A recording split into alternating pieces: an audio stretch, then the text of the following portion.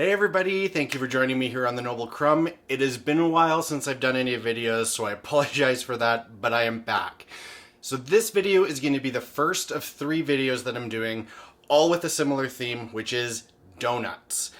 Donuts are probably one of the simplest things to actually make as far as the dough is concerned. Frying is super quick and super easy, but the taste that you get out of it is absolutely amazing, and the possibilities of what you can do with them is endless. So today what we're going to start with is my basic donut recipe. So this is great for if you want to just glaze them with a sugar glaze, dipping them in chocolate, dipping them in a maple glaze, jelly filled, Boston cream, anything like that. This is the recipe that you need, and probably the only one for a basic donut. Before we get started, I just want to have one quick tip with as far as the frying is concerned. I am using a deep fryer. You do not have to have a deep fryer. You can totally use a heavy bottomed pot filled with oil, but you want to just take the time to make sure that you get the oil to the proper temperature. It can take just a little bit more of adjusting of the temperatures as you're getting started, so make sure your thermometer works properly, and you just take the time to get that heat at an even temperature so that you don't risk undercooking or overcooking your donuts. Either way is fine. So let's get started. We're going to start with my classic donut recipe. Here are the ingredients, and let's go. So for my classic donut recipe, you're going to need 4.5 teaspoons of yeast, a 1/4 cup of warm water, 1.5 cups of warm milk, a 1/2 cup of sugar, 1 teaspoon of salt, 2 eggs, a 1/2 cup of shortening, 5 cups of flour, and a 1/2 teaspoon of nutmeg. We're going to use canola or vegetable oil for frying, and we'll fry at 350 degrees.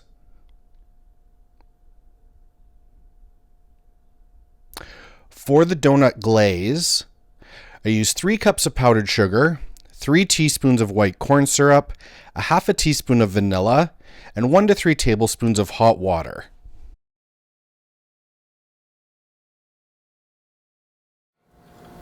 Okay, so first thing we're going to do is take our 1/4 cup of warm water and we're going to add our yeast, and we're just going to let that sit in there for about 5 minutes to let the yeast activate. So after 5 minutes, we can see that the yeast has gotten nice and foamy. That means that it's working and we're ready to move on to the next step. So I'm going to take my mixing bowl here that I'm going to have with my stand mixer. And to that, we're going to add our 1.5 cups of the lukewarm milk. Then to the milk, we're going to add in the yeast mixture. Make sure you get every little bit of that out. And perfect. Then we're going to add in our sugar, our salt, the 2 eggs, and we're going to attach this to our stand mixer. Okay, so I've got the bowl attached to my stand mixer. I'm going to attach my dough hook, and I'm just going to let this mix up for about a minute just to kind of get everything combined together. Alright, so that's a chance to kind of get together. So to that, we're going to add 2 cups of the flour. This is just going to help everything to start to get combined together. And we're going to add in our 1/2 cup of lard that's basically at room temperature, so it will get mixed in. I've cut it up into little pieces to kind of help it get along. And like I've said before, make sure you're using lard and not butter. And then we'll add in our 1/2 teaspoon of nutmeg. And now we're going to let this mix until it's completely combined together. So it's going to take about 3 minutes, and then we're going to start incorporating the rest of our flour.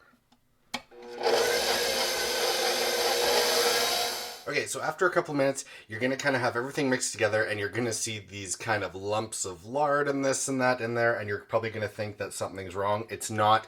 Once we start adding more flour to this, it's going to start coming together into a nice dough. So to this now, we're going to start adding the remaining of our flour, probably about a 1/2 cup to a cup at a time, just until the dough isn't sticking to the bowl anymore. So you may have to add or decrease some of the flour than the 5 cups. So you kind of got to play it by eye here. So we're going to start by adding, I'm going to add 1 more cup right now.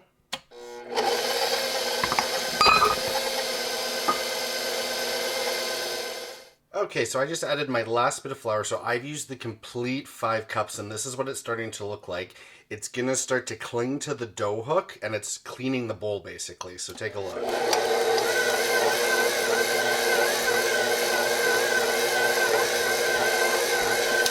So once your dough's at this consistency, I'm going to let it knead the dough for about a couple minutes. That's going to get the last little bits of the lard worked into it. And I'll show you what it looks like when it's done. Alright, so it's been kneading for a couple minutes, and you can see everything is nice and it's not very sticky. It's got a little bit of tack to it. So we're going to take this guy out of here. Clean off the dough hook. I'm going to take that off. And I've got a bowl here. I'm going to give it a quick spray with just some cooking spray. We're going to put the dough into the bowl, cover it with plastic wrap, and let it sit for at least an hour until it has doubled in size. So we're going to stick that aside. Okay, so it's been about an hour and a half for our donut dough. I just checked it, so I'm cutting mine in half because I'm going to show you a couple different ways. I'm going to do half as a classic glazed donut, and I'm going to do the other half as a jelly-filled donut. So I'm going to take my half out, and we're going to start rolling out the dough. Alright, so I'm going to lightly flour my work surface here. I'm going to take my dough. The dough is really nice and soft, and basically what we're going to do is we're going to start rolling this out so that it's about a ½ an inch thick. Don't need much flour, so just a bit for a dusting. And yeah, we'll roll it out to about ½ an inch. This dough is really nice and soft. Rose up really well.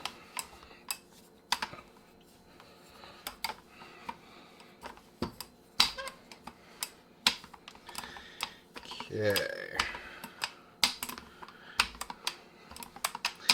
Obviously, because I'm separated mine in half, you'd probably have to do a little bit more rolling for yours if you're doing the full thing at once.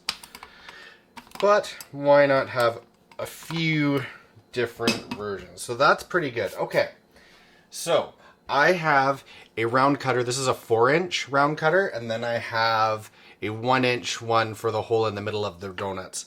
So we're going to start cutting these guys out. Actually, a little bit of flour on there. That the dough cuts out beautifully.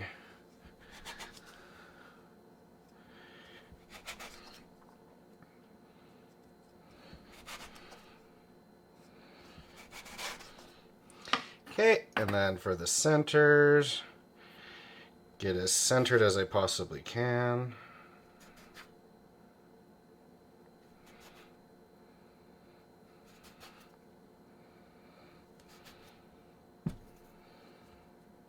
Okay, so now I'm going to take these and I'm going to put them onto a pan with parchment paper for now, and we're going to let these guys do their second rise for about an hour again. So I've got my tray of donuts here, so I'm basically going to cover them with either plastic wrap or a damp tea towel, and we're going to let them rise for their second rise for about an hour. So this is my second half of the dough.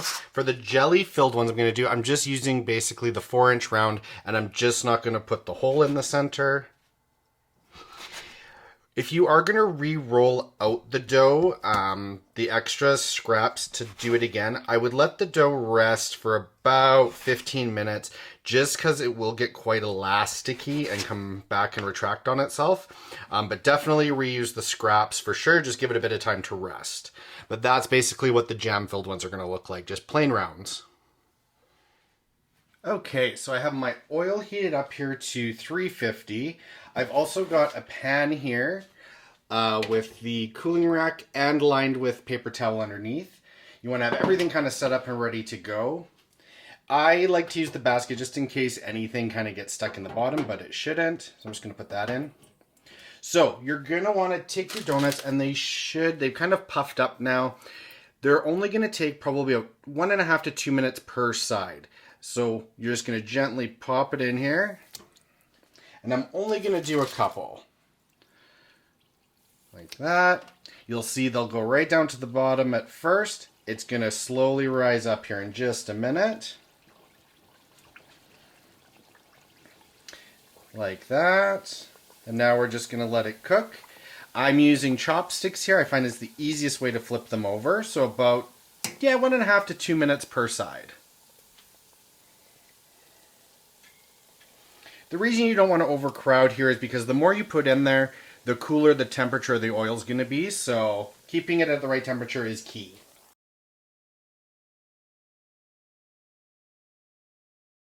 Okay, so it's been about 2 minutes. I can see they're getting nice and dark brown, so I'm literally just going to flip it with my chopstick. Look at that beautiful color. They look so good.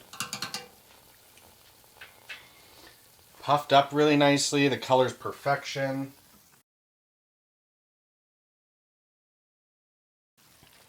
All right, I'm just going to check the other side. Give it a quick flip. Other side looks perfect. Going to give it about 20 more seconds here. Now, if you're wanting to roll these in like a sugar or a cinnamon sugar, you're going to take them out and put them directly into a bowl of sugar and coat them that way. I'm going to glaze them, so I'm going to fry them all up, put them on the pan, let them cool a bit, and then I will glaze them when they're all ready. These are done. And that's everything. So now I will move on to my next batch. Add a couple more. And just keep going till they're all done.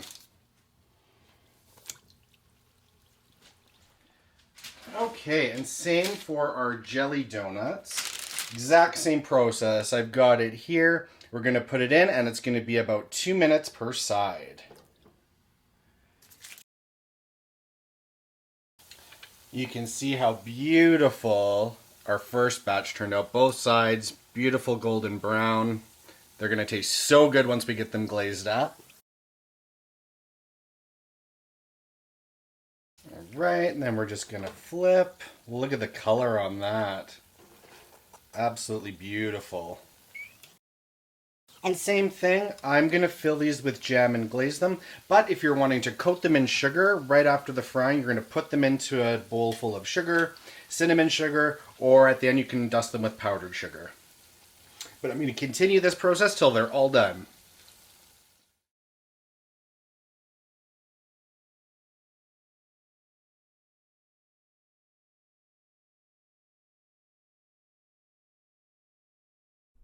Now when it's time to make your glaze, all you gotta do is mix your powdered sugar, corn syrup, the optional vanilla, and your 1 to 3 tablespoons of hot water all together in a bowl. If you like a thicker icing, then you're going to use less water. If you want it to be thinner and a little bit more translucent, then you just add a little bit more water. So it's totally personal preference, whatever you prefer. Once your glaze is ready, you just simply dip them into the glaze and let them set.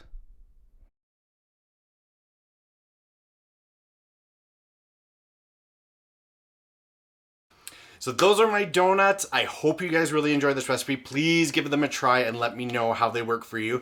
And let me also know any of the kind of creations that you do with it, because like I said at the beginning, the possibilities are endless. So do with it what you will and let me know. I really am glad to be back.